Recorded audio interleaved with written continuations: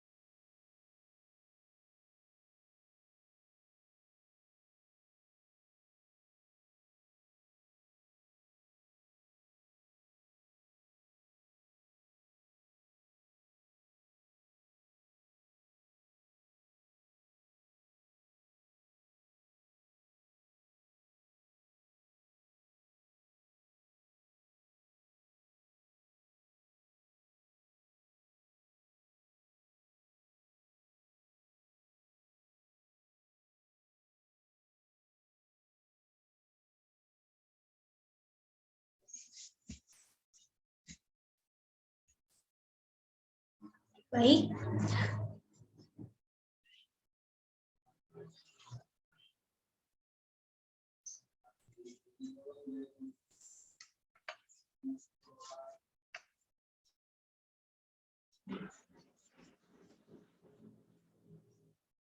Baik, kita langsung ke materi pertama, yaitu identifikasi masalah.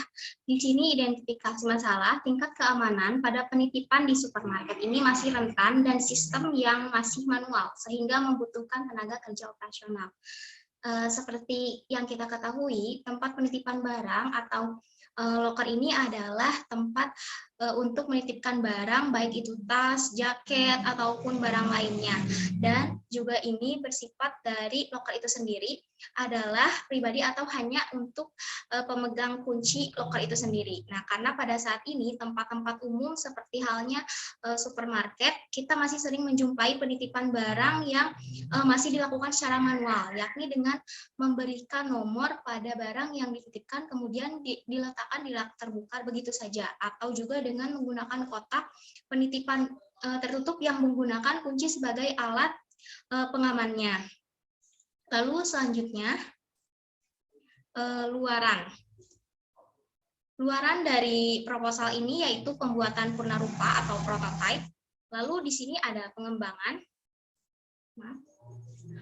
Nah, pengembangan dari proposal ini penitipan barang yang dilakukan secara otomatis, yaitu dengan cara pengunjung meng-scan barcode QR yang sudah tersedia, lalu barcode tersebut akan memperoleh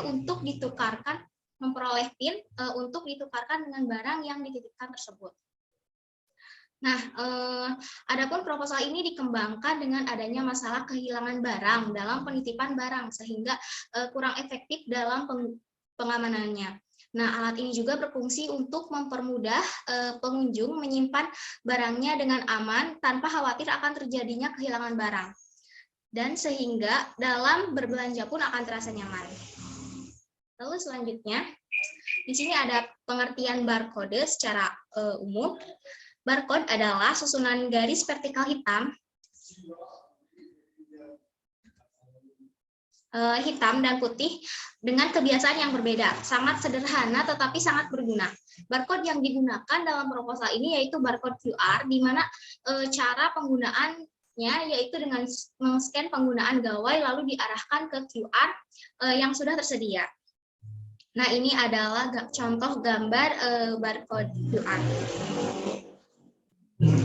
Lalu selanjutnya ada Internet of Things, karena di sini membutuhkan jaringan internet untuk menghubungkan barcode tersebut dan akan memperoleh PIN. Nah, Internet of Things atau IoT ini merupakan segala aktivitas yang menggunakan dan saling berinteraksi menggunakan internet.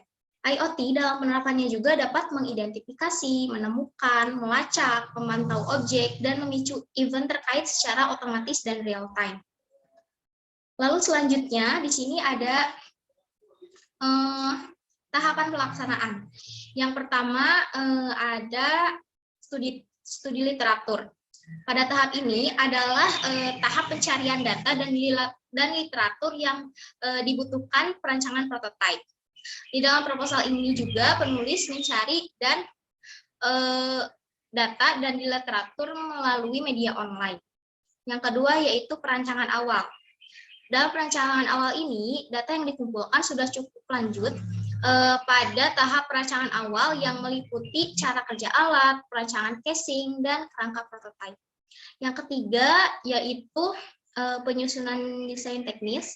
Nah, desain ini yang telah dirancang selanjutnya dilakukan perakitan untuk kerangka dengan casing prototipe. Yang keempat yaitu ada pembuatan prototipe. Nah, pada tahap ini dilakukan perancangan pembuatan kode QR dan juga pembuatan PIN. Yang kelima yaitu ada evaluasi. Nah, evaluasi ini menjadi tahapan yang paling penting karena setiap produk yang dibuat tidak bisa langsung menjadi sempurna. Maka pada tahap evaluasi ini akan menghasilkan data yang digunakan untuk ke tahap penyempurnaan dan dari produk. Dan yang terakhir adanya penyempurnaan prototipe. Pada tahap ini juga dilakukan perbaikan dari prototipe yang telah dibuat dengan menggunakan data dari hasil evaluasi tadi. Dan untuk selanjutnya, di sini ada cara kerja alat atau perancangan awal tadi. Yang pertama yaitu ada pengunjung datang, lalu pengunjung menitipkan barang di loker atau penitipan barang tersebut. Yang ketiga, proses input data melalui kode QR dan pemberian PIN. Dan pengunjung sudah berbelanja, lalu mendatangi loker untuk pengambilan barang yang tadi dititipkan tersebut, lalu memasukkan PIN yang sudah terhubung melalui barcode tadi, dan proses pencocokan data, lalu pencocokan data pun sesuai, dan setelah itu selesai, lalu pengunjung pun pulang. Berikut ini merupakan proses cara kerja alat. Baik, sekian presentasi dari saya. Mohon maaf apabila adanya kesalahan. Wassalamualaikum warahmatullahi wabarakatuh.